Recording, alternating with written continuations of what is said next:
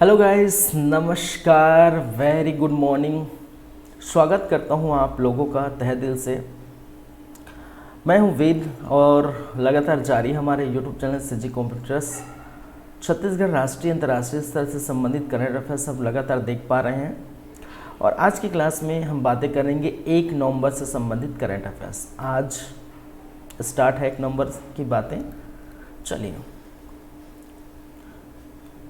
और जैसा कि आप हमेशा जानते हैं, सबसे पहले हम देखेंगे छत्तीसगढ़ से संबंधित करंट अफेयर्स। क्या है भाई छत्तीसगढ़ के पिटारे में, देख लेते हैं। चलिए, तो सबसे पहले बात मैं करना चाहूँगा, छत्तीसगढ़ में हो रहे चुनाव से संबंधित बातें। छत्तीसगढ़ समेत 5 राज्यों में चुनाव हो रहे हैं, उनसे संबंधित बातें मैं करना चाहूँगा। तो सबसे पहली बातें हैं, याद रखेंगे, छत्तीसगढ़ विधानसभा, छत्तीसगढ़ विधानसभा चुनाव 2023 के लिए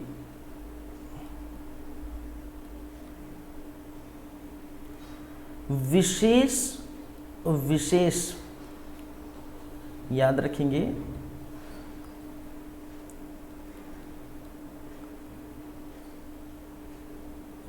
विशेष प्रेक्षक की नियुक्ति। चलिए, छत्तीसगढ़ विधानसभा चुनाव 2023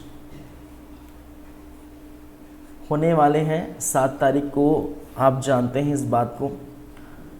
2023 का चुनाव होगा वो 2 पाली में होगा, एक 7 नवंबर को और दूसरा 17 नवंबर को। ठीक है, बहुत नज़दीक है, एक हफ्ता बाकी है। और आप देख पाएंगे इसमें 20 विधानसभा सीट और 17 को कितने भाई 70 विधानसभा सीट। ठीक है, टोटल 90 विधानसभा सीट है। तो 90 विधानसभा सीट में जो है 2 पाली में की जाएगी, एक जो है 7 नवंबर को होगा और दूसरा 17 नवंबर को। तो 7 नवंबर को जिस दिन चुनाव होगा उस दिन 20 विधानसभा सीट के लिए जो चुनाव की जाएगी। ठीक है, और 17 तारीख को 70 विधानसभा के, तो टोटल 90। और इनका परिणाम आपको पता है, परिणाम आप जानते हैं, रिजल्ट कब निकलेगा भाई? तो परिणाम 3 दिसंबर को निकलेगा।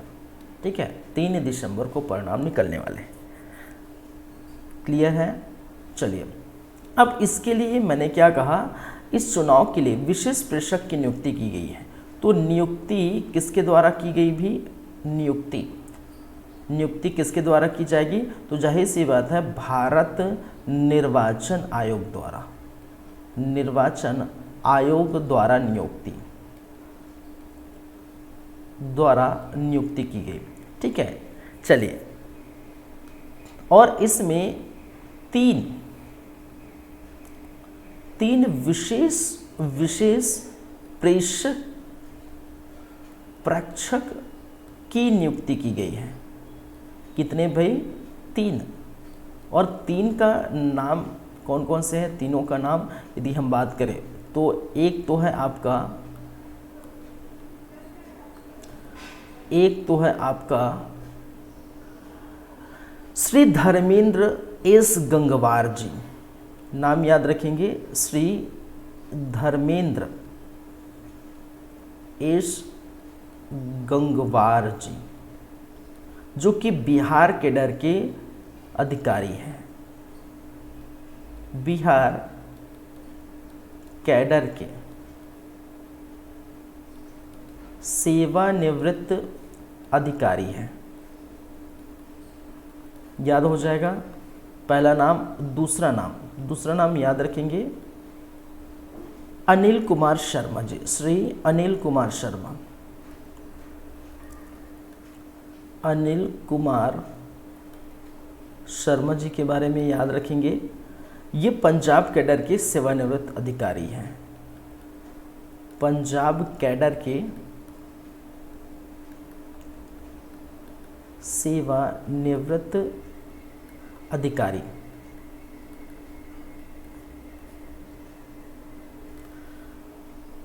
तीसरी बातें याद रखें, तीसरा नाम याद रखेंगे राजेश टुटेजा जी, राजेश टुटेजा।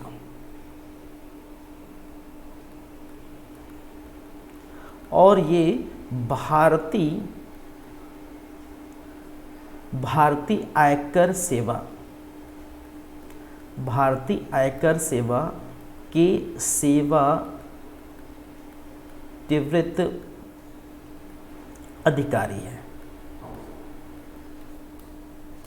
चलिए मैं एक बार फिर से रिपीट करता हूँ, मैंने क्या कहा, छत्तीसगढ़ विधानसभा के चुनाव होने वाले हैं। छत्तीसगढ़ समेत 5 राज्यों में चुनाव की जाएंगे और आप जानते हैं छत्तीसगढ़ में जो चुनाव होंगे वो 2 पाली में की जाएगी, एक 7 नवंबर को, दूसरा 17 नवंबर को। 20 विधानसभा सीट के लिए 7 नवंबर को और 70 विधानसभा सीट के लिए 17 नवंबर को, और टोटल हो जाते हैं 90 विधानसभा सीट। ठीक है, परिणाम घोषित की जाएगी 3 दिसंबर को, ये आपको पता होना चाहिए।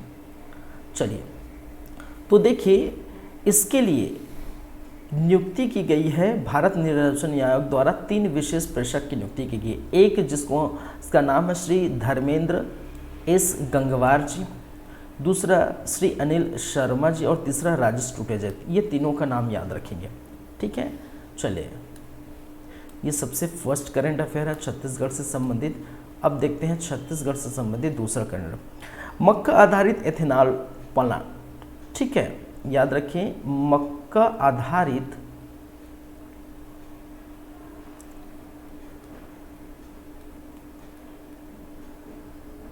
एथेनॉल या इथेनॉल संयंत्र या प्लांट। चलिए, तो संयंत्र स्थापित कहाँ हो रहा है भाई, याद रखेंगे स्थापित कहाँ किया जा रहा है, तो याद रखेंगे कोकोडी, और ये कहाँ पड़ता है, ये पड़ता है कोंडागांव में। कहाँ पड़ता है भाई, कोंडागांव के कोकोडी में मक्का आधारित एथेनॉल प्लांट स्थापित की जा रही है, जिसका बजट है लगभग 141 करोड़ रुपए के। कितना भाई, 141 जो है करोड़ रुपए का इसका बजट है। और उत्पादन जो होगा प्लांट में एथेनॉल की जो उत्पादन होगी वो लगभग 80,000 लीटर एथेनॉल उत्पादन। ठीक है, इथेनॉल उत्पादन की जाएगी, लगभग कितने, 80,000 लीटर की एथेनॉल उत्पादन की जाएगी, याद रखेंगे। तो ये मक्का आधारित एथेनॉल प्लांट कहाँ पर, कोकोडी, कोंडागांव, 140 करोड़ का बजट है, 80,000 लीटर का एथेनॉल यहाँ पर उत्पादित की जाएगी, याद रखेंगे। थर्ड, छत्तीसगढ़ के संदर्भ में अगर हम तीसरी बात करें तो तीसरा है फॉरेस्ट लाइब्रेरी। फॉरेस्ट लाइब्रेरी कहाँ की जाएगी भाई, याद रखेंगे। फॉरेस्ट लाइब्रेरी कहाँ बनाया जा रहा है, कहाँ स्थापित की जा रही है, तो इसकी स्थापित जो है दुर्ग जिले में की जा रही है। किस जिले में की जा रही है, दुर्ग जिले में फॉरेस्ट लाइब्रेरी की स्थापना की जा रही है। चौथा हम यहीं पर देख लेते हैं, मनेन्द्रगढ़ चिरमिरी भरतपुर। देखिए नए जिले बने हैं, उनमें से मनेन्द्रगढ़, चिरमिरी, भरतपुर है। 33 जिले हो गए हैं टोटल, और 33 जिलों में से एक जिला हमारा क्या है, छत्तीसगढ़ का मनेन्द्रगढ़, चिरमिरी, भरतपुर। यहाँ पर केदारनाथ मंदिर के तर्ज पर मंदिर का निर्माण की जा रही है, याद रखेंगे।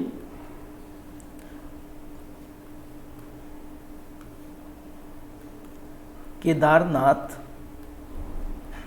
मंदिर के तर्ज पर मंदिर का निर्माण किया जा रहा है, मंदिर का निर्माण किया जाएगा। कहाँ भाई, भयंकर चिरमिरी भरतपुर में। चलिए ठीक है, क्लियर है यहाँ तक बातें। आप छत्तीसगढ़ से संबंधित इतनी ही बातें आप याद रखेंगे। चलिए, तो ये तो हो गया छत्तीसगढ़ से संबंधित बातें, और नेक्स्ट हम देखेंगे इसके बाद राष्ट्रीय स्तर में क्या कुछ खास है आज की क्लास में। आज 1 तारीख है, 1 नवंबर, और 1 नवंबर की क्लास में आज क्या खास है देखते हैं।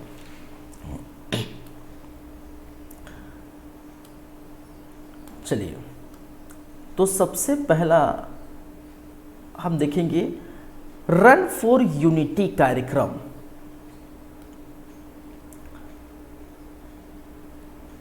रन फॉर यूनिटी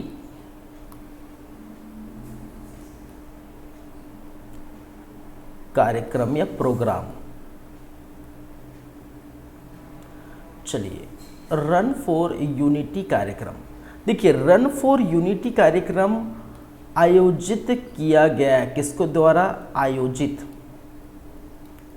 किसके द्वारा किया गया भाई आयोजित, ये किया गया हिंदुस्तान एरोनॉटिक लिमिटेड, किसके द्वारा आयोजित किया गया, हिंदुस्तान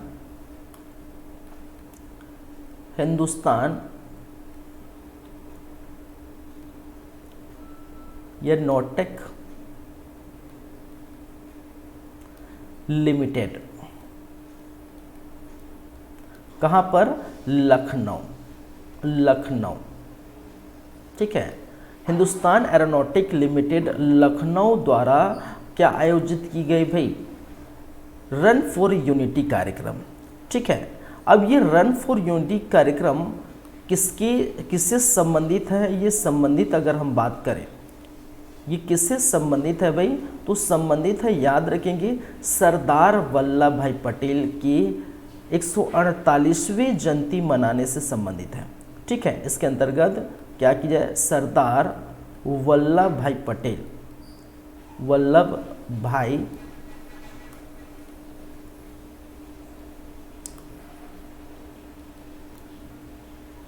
पटेल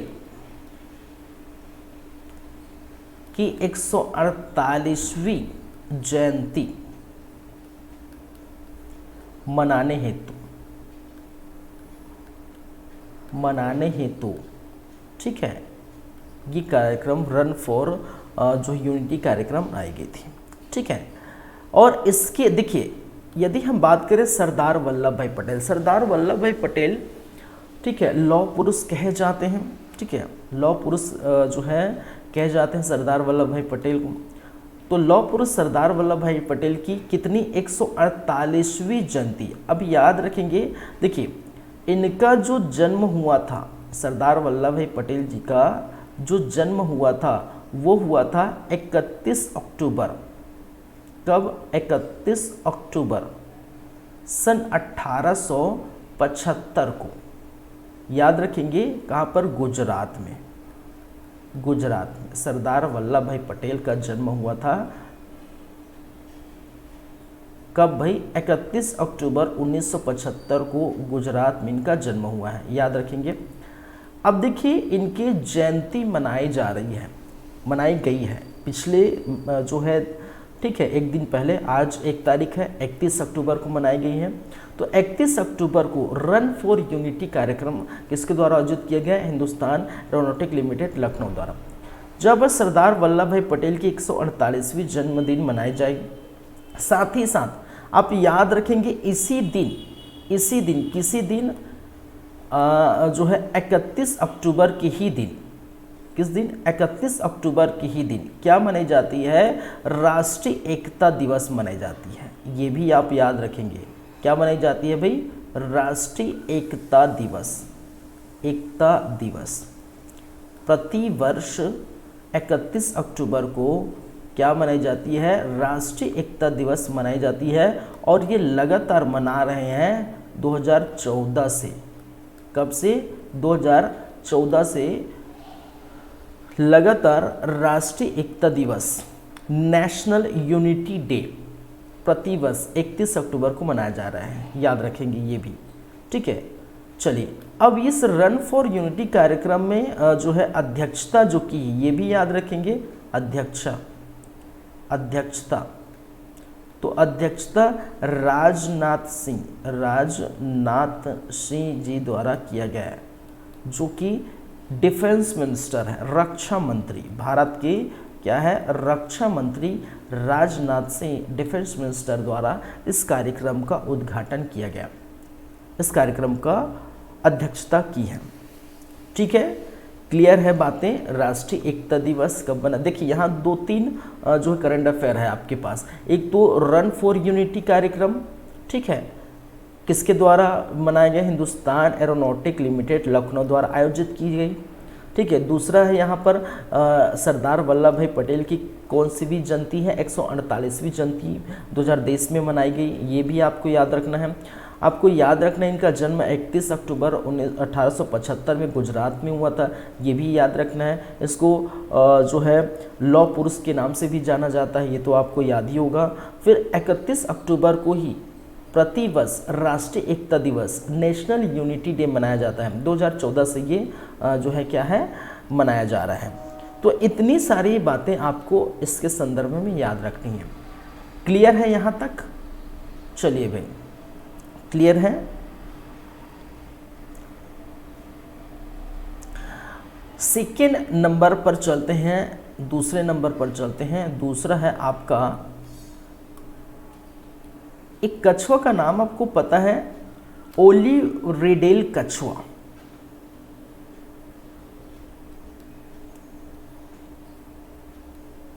ओलिवरिडले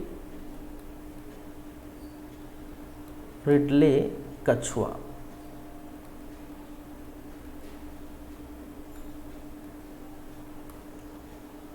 चलिए इनके बारे में हम थोड़ा बातें कर लेते हैं।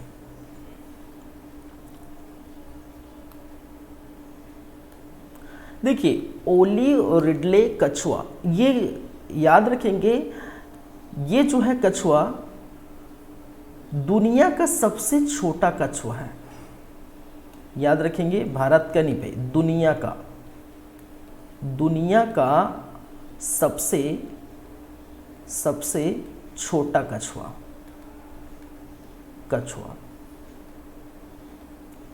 और ये अभी चर्चा में है। कहने का मतलब है कि देखिए इसके लिए ये कहा गया है कि देखिए ये आपको मिलेगा, ये आपको प्राप्त होगा, कहाँ पर मिलता है, ये ओडिशा में प्राप्त होता है। उड़ीसा के जो समुद्री इलाके हैं, समुद्री स्थान है भाई, समुद्र में मिलेंगे। ठीक है, उड़ीसा के जो समुद्री इलाके हैं वहाँ पर ओलिवरिडेल कछुआ प्राप्त होती है। और इसके संरक्षण के लिए भारत सरकार ने कई योजनाएं बनाई हैं इसके संरक्षण संवर्धन के लिए। ठीक है, अगर आप इन्वायरमेंट मेरे से पढ़े हैं तो आप जो है देखे होंगे। ठीक है, मैंने बताया भी है, इकोलॉजी एवं इन्वायरमेंट की क्लास में ये मैंने बताया भी है। चलिए, तो उड़ीसा में ये पाया जाता है ये कछुआ। अब देखिए ये संकट में है, कहने का मतलब है इनकी जो प्रजाति है, ओलिवरिडेल कछुआ की जो प्रजाति है वो लगातार संकट में है। और इसको संरक्षण और संवर्धन करने के लिए क्या किया गया है, उड़ीसा सरकार ने घोषणा की। ठीक है, उड़ीसा, ठीक है, यहाँ पर उड़ीसा द्वारा क्या किया गया है, घोषणा किया गया। ठीक है, घोषणा बढ़ने का मतलब है यहाँ पर सरकार ने, याद रखिए मैंने क्या कहा, सरकार ने, उड़ीसा सरकार ने समुद्र, उड़ीसी समुद्र, देखिए याद रखेंगे, उड़ीसा समुद्र के 20 किलोमीटर के आसपास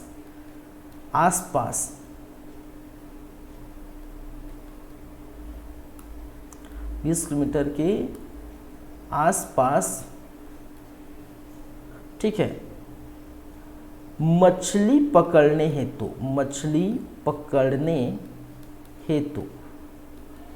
क्या किया, प्रतिबंध लगाया। क्या किया भाई, प्रतिबंध लगाया कि जो समुद्री इलाके हैं, उस समुद्री इलाके जो उड़ीसा के समुद्री इलाके हैं वहाँ तक लगभग 20 किलोमीटर के एरिया तक मछली पकड़ने हेतु प्रतिबंध लगा दिया गया है। ठीक है। और आप जानते हैं मुंबई है, आपका उड़ीसा है, यहाँ इस जो समुद्री इलाके हैं वहाँ पर जो है मछली पकड़ने के लिए, ठीक है, लोग आते जाते हैं, आते ही रहते हैं, ठीक है, मछुआरे लोग। अब इससे दिक्कत क्या है भाई, इससे दिक्कत ये है कि जो ओलियोरिडेल जो कछुआ है, ठीक है, ये जो कछुआ है इसी जो इलाके उड़ीसा के समुद्री इलाके हैं, यहीं पर क्या करते हैं, जो कछुआ है,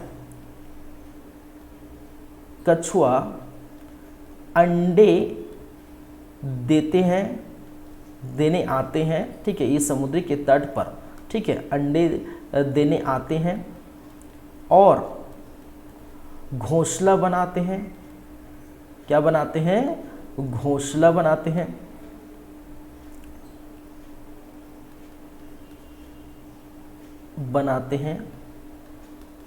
कहने का मतलब है यहाँ पर जो है अंडे देने आते हैं, घोंसला बनाने आते हैं, और यदि ऐसा होता है कि मछली पकड़ने वाले अगर ज़्यादा हैं तो फिर अंडे देना और घोंसला जब बना रहे हैं तो वो पूरी तरह से जो बोल सकते हैं डिस्ट्रॉय हो सकता है। लेकिन हमें क्या करना है, ओलियोरिडी कछुआ को पूरी तरह से उसका संरक्षण करना है, संवर्धन करना है। सरकार तो हमेशा करते हैं जीव जंतु के लिए, ठीक है। तो याद रखेंगे जब ओलियोरिडी कछुआ जो है अंडे देने यहाँ पर आते हैं समुद्री तट पर और घोंसला बनाते हैं अपना, तो देखिए यहाँ पर जब मछली पकड़े जाएंगे तो ये डिस्ट्रॉय हो जाएगा। इसी कारण से उड़ीसा सरकार ने क्या किया है, प्रतिबंध लगाया है। क्या किया है, प्रतिबंध लगाया है। और ये प्रतिबंध कितने टाइम तक के लागू होगा, याद रखेंगे ये प्रतिबंध इस जो है लागू होगा वो होगा 1 नवंबर 2023 से कब तक, 31 मई सन 2024 तक ये लागू होगा। जो प्रतिबंध लगाया है वो लगभग 6 महीने, ठीक है, नवंबर हो गया, फिर दिसंबर, जनवरी, फरवरी, मार्च, अप्रैल, मई, लगभग 6 महीने का प्रतिबंध लगाया है उड़ीसा सरकार ने कि लोग यहाँ पर जो मछुआरे हैं वो मछली अब नहीं पकड़ेंगे 6 महीने, क्योंकि यहाँ पर जो ओलियोरिडेल कछुआ है, ठीक है, उसके जो अंडे हैं, वो जो घोंसले हैं वो डिस्ट्रॉय हो जाएगा, इसलिए ऐसा किया गया है, ठीक है। ये जो कि दुनिया का सबसे छोटा कछुआ कहा जाता है, ओलियोरिडेल कछुआ। क्लियर है यहाँ तक बातें पूरी तरह से। चलिए नेक्स्ट चलते हैं।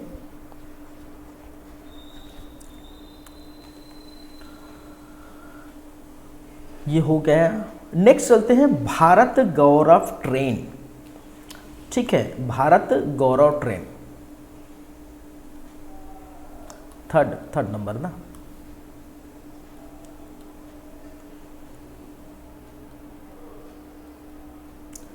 भारत गौरव ट्रेन, देखिए भारत गौरव ट्रेन क्या है भाई, देखिए ये इस प्रकार की जो है संचालन की जा रही है। संचालन किसके द्वारा की जा रही है, भारतीय रेलवे द्वारा। भारतीय रेलवे द्वारा, याद रखिए पूरा लिख देता हूँ, भारतीय रेलवे द्वारा उत्तर पूर्वी क्या है, उत्तर पूर्वी राज्यों में ट्रेन का संचालन करेगी। क्या करेगी, ट्रेन का संचालन करेगी। और इसी का नाम है भाई भारत गौरव ट्रेन। इसी का नाम है क्या, भारत गौरव ट्रेन। और इसमें शामिल राज्य है, देखिए उत्तर पूर्वी में देखिए शामिल राज्य है। और शामिल कौन कौन से राज्य है भाई, एक तो आपका है असम है। कौन कौन से हैं, असम है, अरुणाचल प्रदेश है।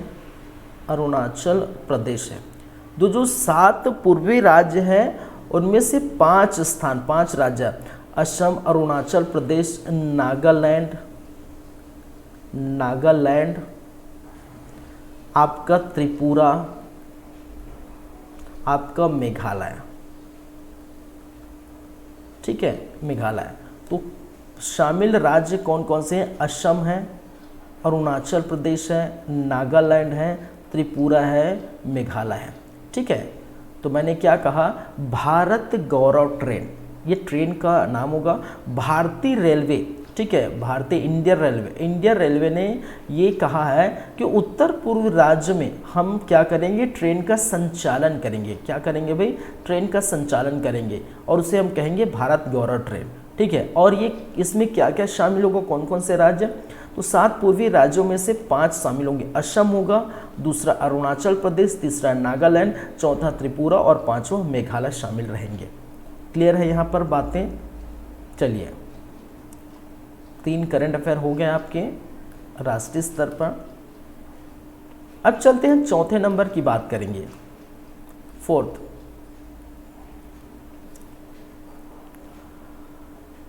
चलिए, यूनेस्को की घोषणा,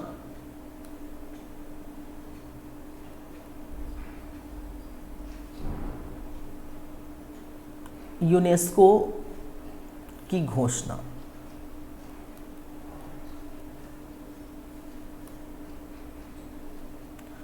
चलिए, यूनेस्को की घोषणा, यूनेस्को ने क्या घोषणा किया भाई। ठीक है, यूनेस्को ने घोषणा किया, क्या घोषणा किया, पहली बात है जो कौन सा कोझिकोड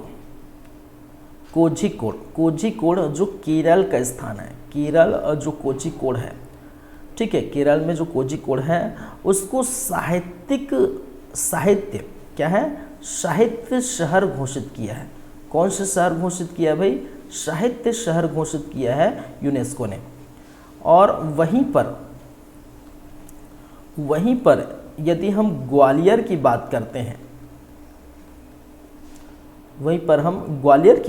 हैं, तो ग्वालियर को क्या किया है, संगीत शहर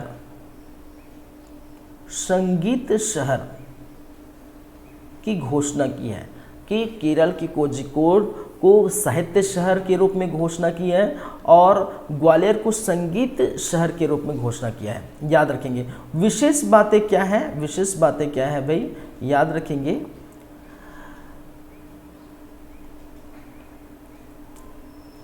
यूनेस्को ने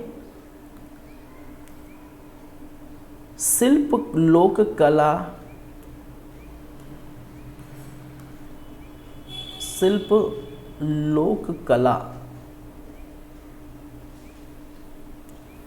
डिजाइन,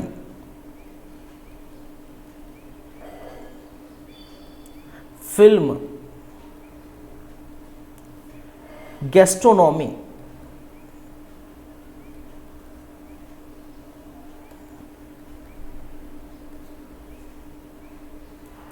साहित्य, मीडिया कला,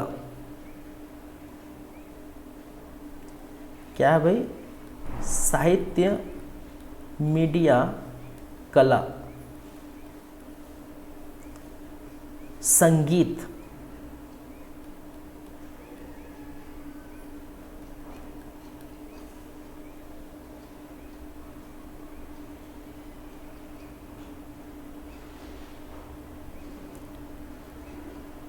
चलिए तो शिल्प लोक कला, डिजाइन, फिल्म, गैस्ट्रोनॉमी, साहित्य, मीडिया कला, संगीत जैसे 7 रचनात्मक क्षेत्रों में 55, याद रखने 55 शहरों को नामित किया गया और उनमें से आप देख पाएंगे साहित्य शहर जो है कोझिकोड है और ग्वालियर जो है संगीत शहर है। ठीक है, मैं एक बार फिर से बता देना चाहता हूँ कि यूनेस्को ने क्या किया, यूनेस्को ने शिल्प लोक कला, डिज़ाइन, फिल्म, गैस्ट्रोनॉमी, साहित्य, मीडिया कला, संगीत जैसे 7 रचनात्मक क्षेत्रों में 55 शहरों को नामित किया है और 55 शहरों में 2 शहर आप देख सकते हैं भारत के। ठीक है, एक कोझिकोड जो केरल के अंतर्गत आता है, जिसको साहित्य शहर घोषित किया गया है। ग्वालियर को संगीत शहर घोषित किया गया है यूनेस्को द्वारा। तो याद रखेंगे ग्वालियर संगीत शहर, कोझिकोड साहित्य शहर। क्लियर है यहाँ पर। चलिए 4 हो गए, अब चलते हैं 5वां करंट अफेयर।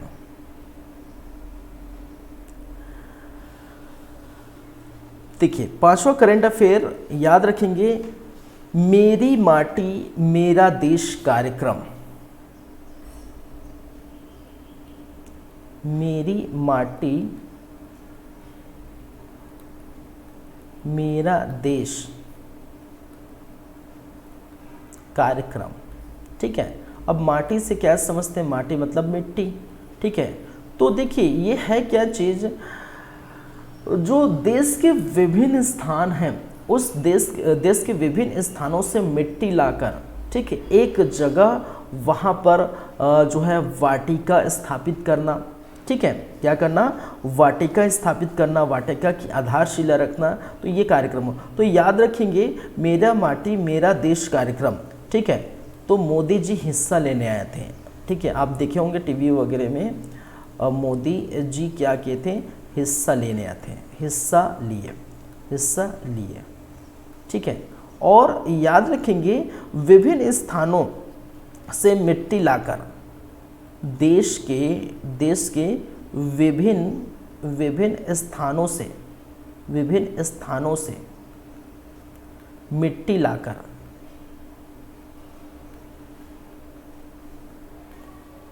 यहाँ पर वाटिका और अमृत स्मारक की आधारशिला रखी। ठीक है, अमृत वाटिका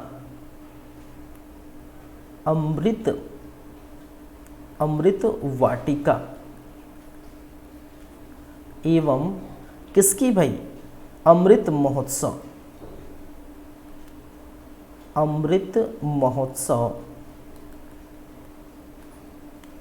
स्मारक की आधारशिला रखी। क्या रखी, आधारशिला रखी। ठीक है, याद रखेंगे अमृत वाटिका और अमृत महोत्सव स्मारक की आधारशिला रखी। ठीक है, देश के विभिन्न स्थानों से मिट्टी लाकर, और इस कार्यक्रम में मोदी जी हिस्सा लेने आए। ठीक है, मोदी जी क्या किए थे, हिस्सा लिए थे। देखिए अमृत महोत्सव कार्यक्रम, इसी के अंतर्गत अमृत महोत्सव कार्यक्रम में 3 राज्यों को, ठीक है, देखिए अमृत महोत्सव कार्यक्रम में टॉप 3 को क्या दिया जाता है, सम्मान दिया जाता है अमृत महोत्सव कार्यक्रम, और 3 राज्यों को सम्मान दिया गया है। सबसे पहले है आपका जम्मू एंड कश्मीर। ठीक है, दूसरा है आपका गुजरात, और तीसरा है हरियाणा। ठीक है, इस कार्यक्रम के अंतर्गत अमृत महोत्सव कार्यक्रम के अंतर्गत 3 राज्य याद रखेंगे, पहला जम्मू कश्मीर, दूसरा गुजरात और तीसरा हरियाणा को सम्मानित किया गया। आपको ये भी याद रखना है, ठीक है, मैं यहाँ पर लिख नहीं रहा हूँ, आपको ये भी याद रखना है। देखिए जिस मेरी माटी मेरा देश कार्यक्रम हुआ तो उसी दिन एक और पोर्टल लॉन्च किया गया। ठीक है, उस पोर्टल का नाम है माई भारत। ठीक है, मेरा युवा भारत। ठीक है, मेरा युवा भारत, माई भारत, या जिसको कहते हैं मेरा युवा भारत, इसको भी लॉन्च किया गया। तो 10 वर्ष से 29 वर्ष की आयु के जो स्टूडेंट है, बोल सकते हैं जो युवा हैं, उनके लिए लाया गया है, ताकि वहाँ पर अपने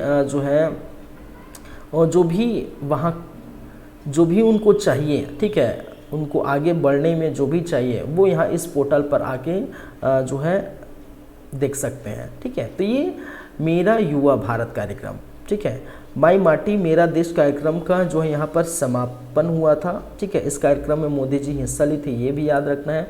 और इसी समय मेरा युवा भारत का पोर्टल भी लॉन्च किए गए, अमृत वाटिका लगाई गई। अमृत महोत्सव कार्यक्रम में 3 राज्यों को सम्मानित किया गया, जम्मू कश्मीर, गुजरात और हरियाणा, याद रखेंगे। ठीक है, चलिए क्लियर है यहाँ तक।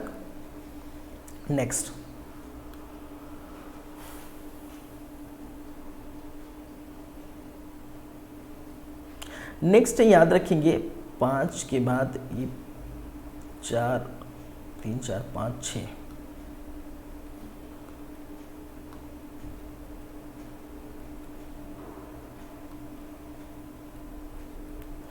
चलिए, भारत में सड़क दुर्घटनाओं पर वार्षिक रिपोर्ट।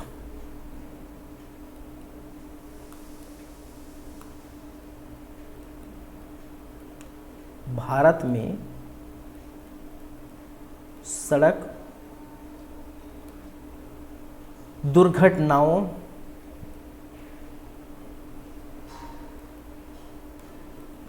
पर वार्षिक रिपोर्ट।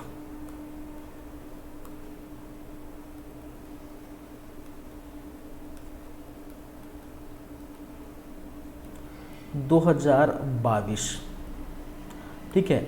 और ये वार्षिक रिपोर्ट 2022 किसके द्वारा लाया गया है, प्रकाशित किसके द्वारा किया है? सड़क परिवहन और राजमार्ग मंत्रालय से, ठीक है। किसके द्वारा भाई? सड़क परिवहन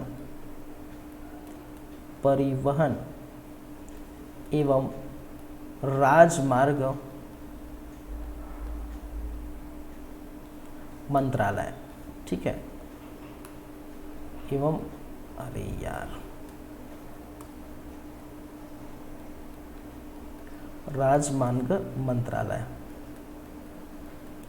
इनके द्वारा क्या किया गया है?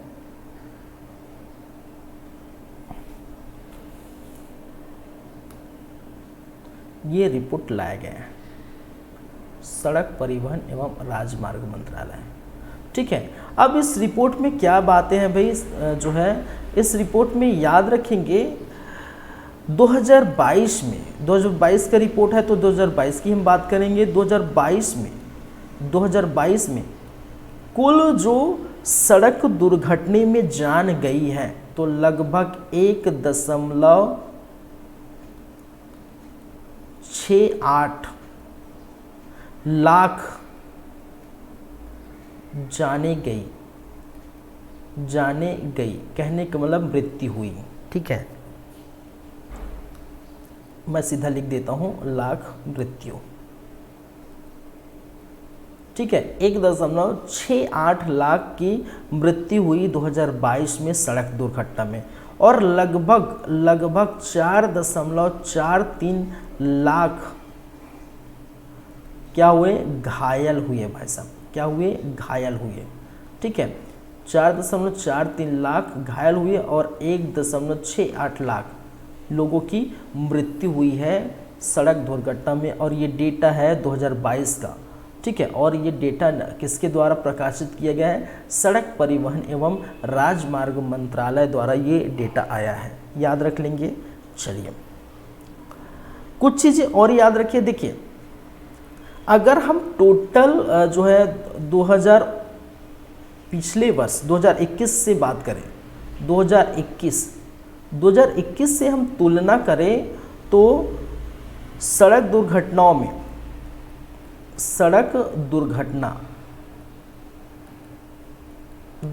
दुर्घटनाओं की प्रतिशत, मैं सीधा लिख देता हूं, 2021 की तुलना में 2022 में सड़क दुर्घटनाओं की संख्या में कितनी भाई? 11.9% की वृद्धि हुई है, ठीक है। ये भी याद रखेंगे। और मौतों की संख्या में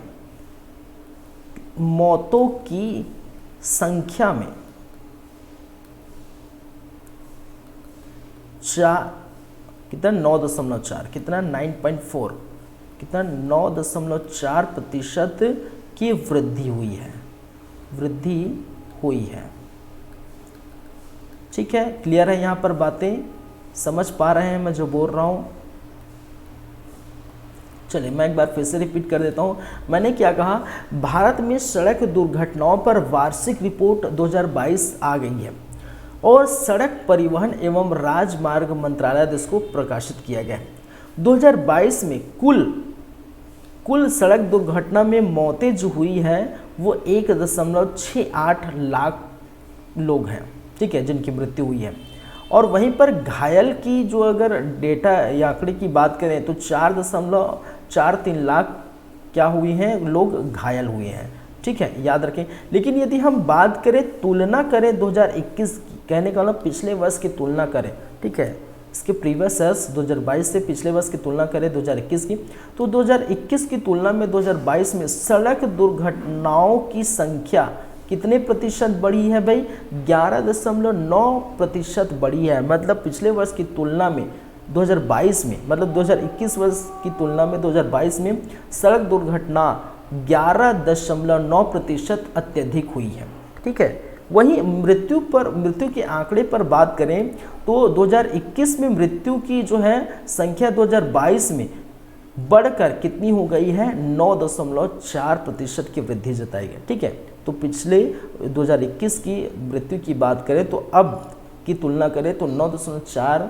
लोगों की मृत्यु अत्यधिक हुई है, ठीक है, मतलब वृद्धि हुई है, मृत्यु में भी वृद्धि हुई है और सड़क दुर्घटनाओं में वृद्धि हुई है। तो सड़क दुर्घटनाओं में 11.9% की वृद्धि और मृत्यु में सड़क दुर्घटनाओं में 11.9% की वृद्धि और मृत्यु में 9.4% की वृद्धि हुई है। तो ये चीज़ें याद रखेंगे, ठीक है, क्लियर है यहाँ तक, चलिए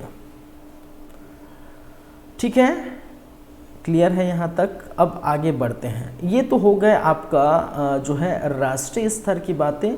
अब चलते हैं अंतर्राष्ट्रीय स्तर की। अंतर्राष्ट्रीय स्तर की बात मैं करूँगा थोड़ी देर में, बस 2 मिनट का ब्रेक चाहिए। 2 मिनट के ब्रेक के बाद मैं वापस आता हूँ, फिर अंतर्राष्ट्रीय स्तर की करंट अफेयर्स पर चर्चा करेंगे, ठीक है। चलिए, तब तक इसको थोड़ा देखते रहिए, आप लोग थोड़ा पढ़ते रहिए, ठीक है, और यहीं पर याद करते रहिए। बस 2 मिनट का ब्रेक चाहूँगा।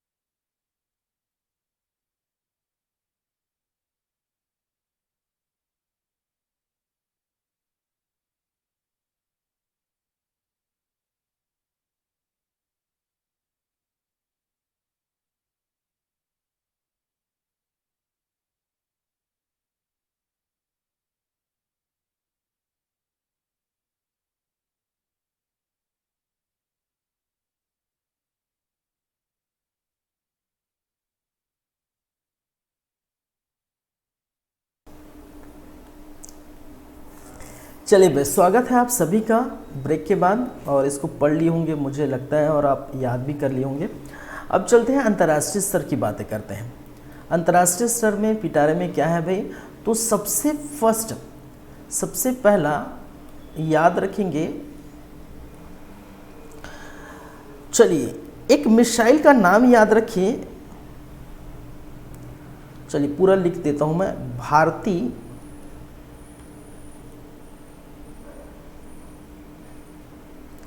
भारतीय वायुसेना, भारतीय वायुसेना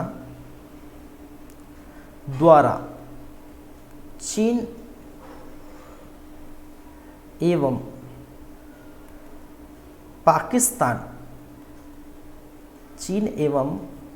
पाकिस्तान सीमा पर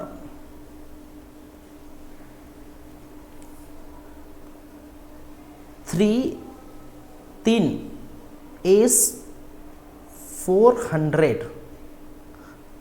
S-400 मिसाइल इकाइयां तैनात की।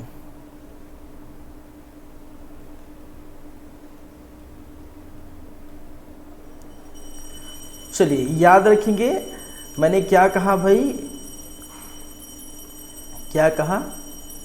अब देखिए भारतीय वायुसेना ने क्या किया है, चीन और पाकिस्तान, कहाँ पर, चीन और पाकिस्तान की जो सीमा है, चीन और पाकिस्तान का जो बॉर्डर है, वहाँ पर किस प्रकार की मिसाइल, S-400, ठीक है, S-400 तीन, मैं यहाँ पर पूरा लिख देता हूँ। तीन, ये तीन अलग है ना, तीन मतलब ये तीन है, ये तीन है, ठीक है, याद रखिए। तीन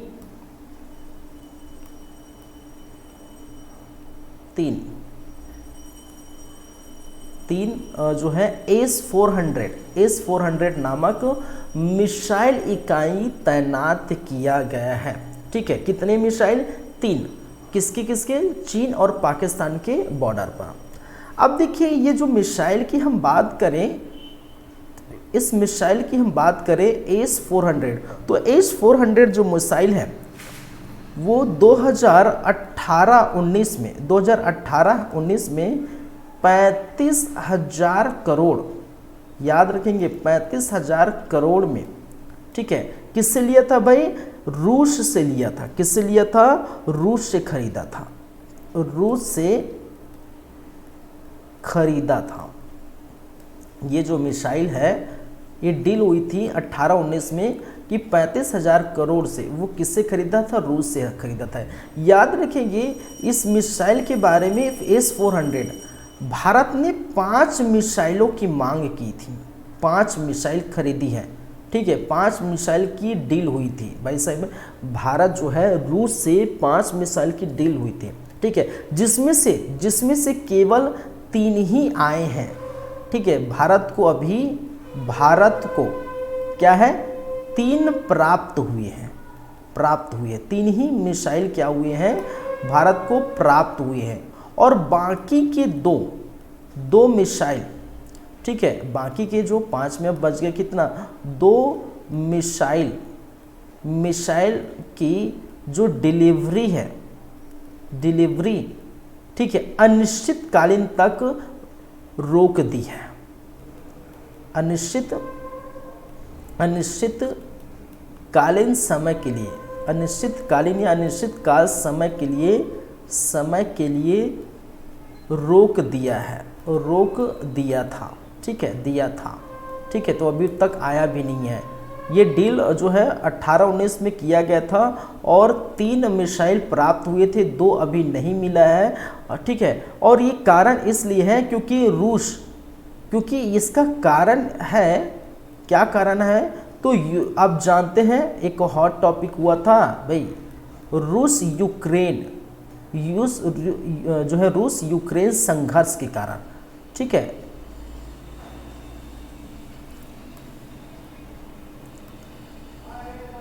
रूस यूक्रेन संघर्ष के कारण क्या किया गया था, अनिश्चितकालीन के लिए ये 2 मिसाइल की डिलीवरी रोक दी थी। किस प्रकार, नाम क्या है, S-400, ठीक है, S-400 मिसाइल। और इसी S-400 की जो 3 मिसाइल मिले हैं उनमें से, ठीक है, पाकिस्तान और चीन के बॉर्डर में तैनात किए गए हैं हाल फिलहाल में भारतीय वायुसेना द्वारा। तो ये याद रखेंगे। क्लियर है यहाँ तक बातें? चलिए अब चलते हैं दूसरे नंबर की करंट अफेयर देखते हैं। राष्ट्रीय स्तर पर दूसरा करंट अफेयर आ रहा है G7, ठीक है, G7 की बैठक, G7 के व्यापार मंत्रियों की बैठक,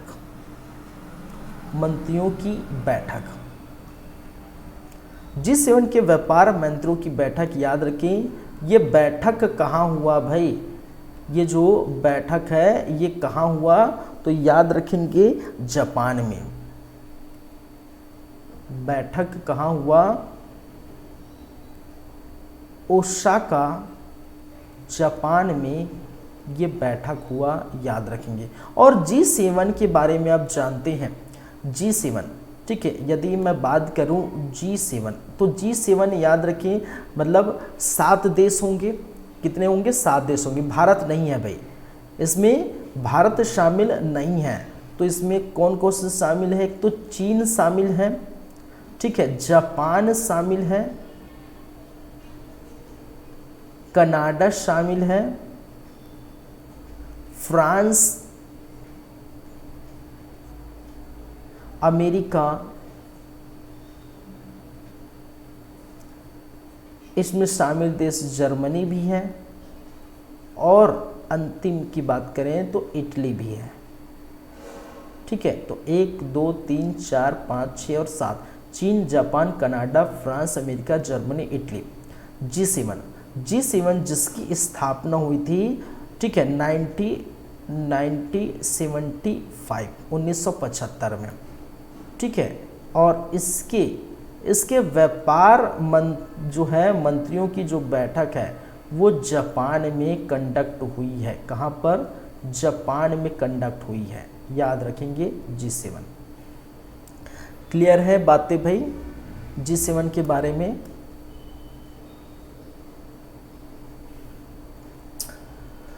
चलिए चलते हैं, बात करते हैं नेक्स्ट थर्ड करेंट अफेयर। याद रख लेंगे आप लोग, तीसरे नंबर की बातें याद रख लेंगे।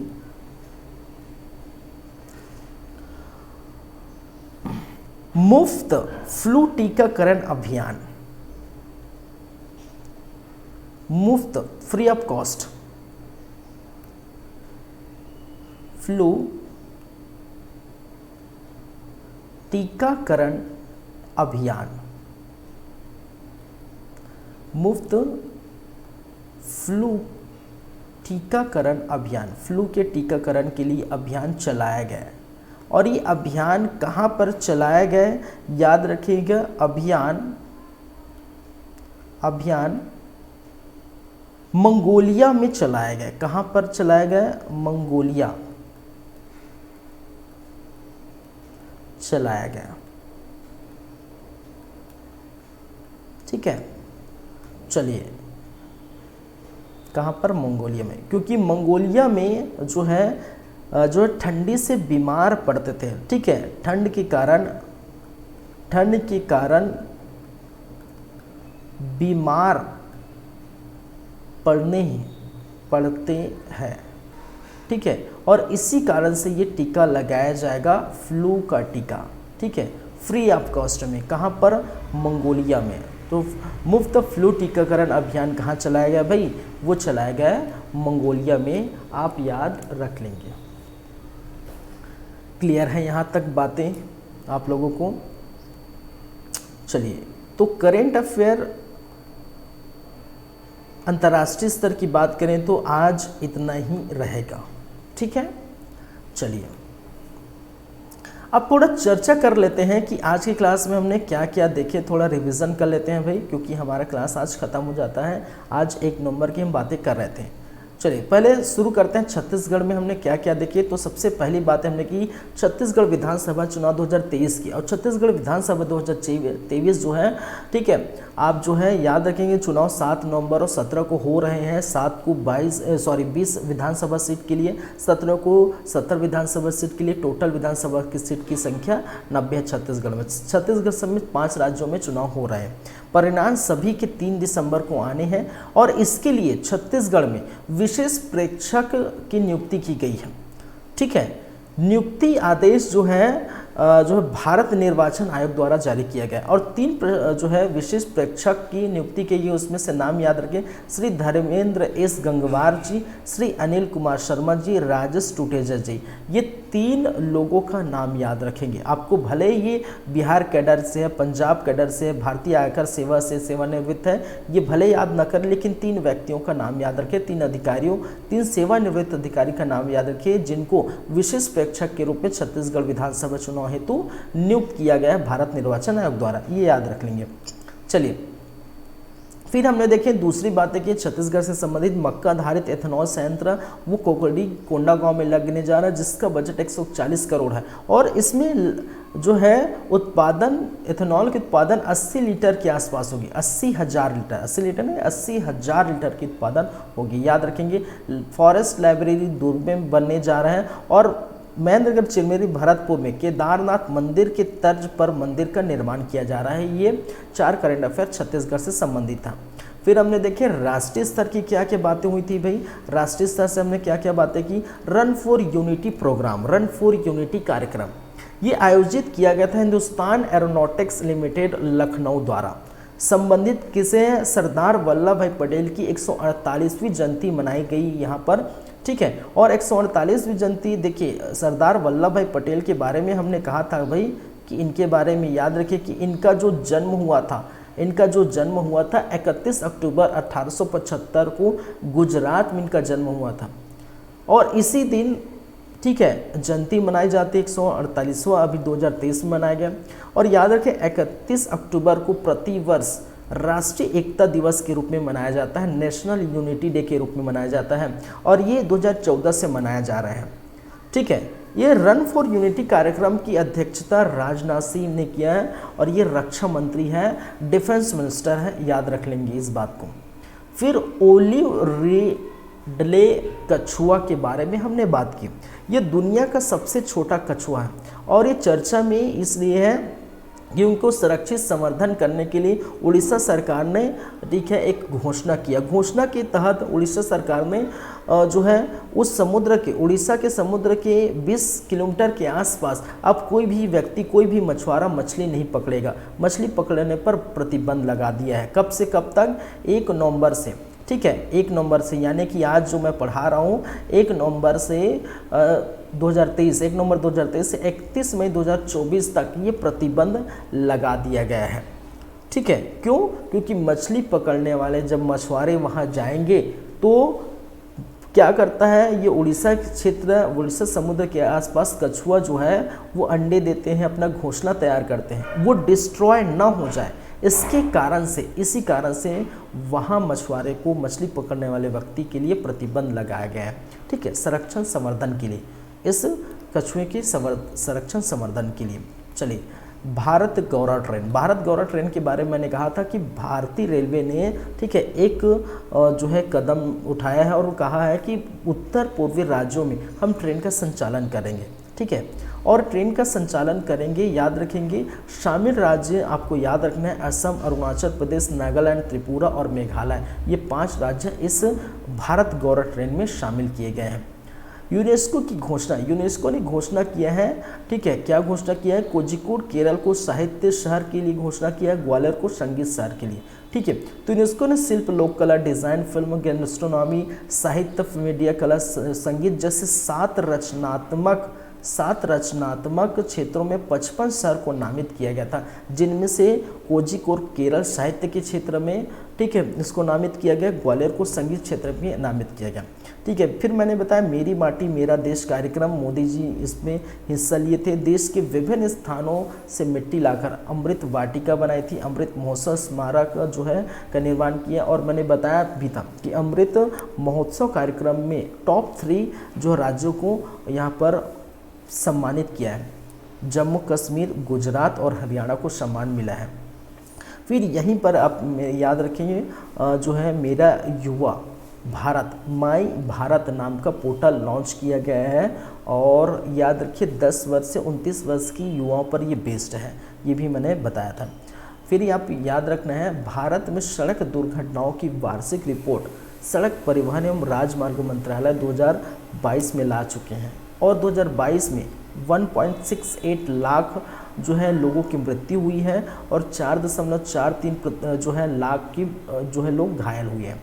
2021 की तुलना की जाए तो सड़क दुर्घटनाओं में, ठीक है, 2021 से तुलना की जाए तो अब 2022 में सड़क दुर्घटनाओं में वृद्धि जो हुई है वो 11.9% हुई है और मौतों में जो वृद्धि हुई है वो 9.4% की वृद्धि है। ठीक है, शॉकिंग बातें हैं, लगातार मृत्यु और घटनाएं बढ़ रही है।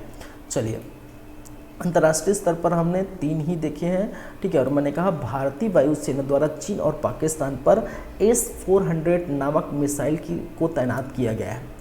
ठीक है, S-400 मिसाइल के बारे में आपको याद रखना है 18-19 में 35,000 करोड़ में रूस से ये खरीदा था। ठीक है, डील हुई थी 5 मिसाइल की, लेकिन फिलहाल 3 ही मिसाइल प्राप्त हुए हैं। 2 मिसाइल की डिलीवरी अभी बाकी है, जो कौन करेगा? रूस करेगा। ये अनिश्चितकालीन के लिए रोक दी है। क्यों? क्योंकि रूस यूक्रेन संघर्ष हुआ था, जिसके कारण से अनिश्चितकालीन के लिए रोक दिया था। ठीक है, याद रखेंगे। फिर मैंने क्या कहा? G7 के व्यापार मंत्रियों की बैठक। ठीक है, G7 के व्यापार मंत्रियों की बैठक हुई। ये बैठक कहाँ हुआ? ये हुआ ओसाका, जापान में बैठक हुआ। ठीक है, G7 1975 में स्थापित हुआ था, गठन हुआ था। इसमें 7 देश है, भारत नहीं है। चीन, Japan, Canada, France, America, Germany, Italy. ठीक है, 7 देश आते हैं। याद रखेंगे मुफ्त फ्लू टीकाकरण अभियान, ये अभियान मंगोलिया में चलाया गया। वहाँ पर बहुत ठंडी लगती है, लगभग जो है -25 डिग्री सेल्सियस के आसपास रहता है। ठीक है, -25 डिग्री सेल्सियस के आसपास रहता है और ठंड के कारण जो है लोग बहुत बीमार पड़ते हैं, मृत्यु होने की संभावना हो जाती है। तो फ्लू के टीका का अभियान चलाया गया, फ्लू टीका अभियान। ठीक है, तो याद रखेंगे कहाँ पर? मंगोलिया में। क्लियर है यहाँ तक बातें? और इतना ही हम आज की क्लास में देखे हैं। चलिए, और इतना ही रहेगा। नेक्स्ट क्लास में आप लोगों से फिर मिलते हैं, फिर मुलाकात होगी 2 नवंबर की क्लास में और कंटिन्यू चलता रहेगा। चलिए, ठीक है, thank you guys, thank you class. मिलते हैं आप लोगों से, फिर मुलाकात होगी, फिर बातें होंगी। धन्यवाद।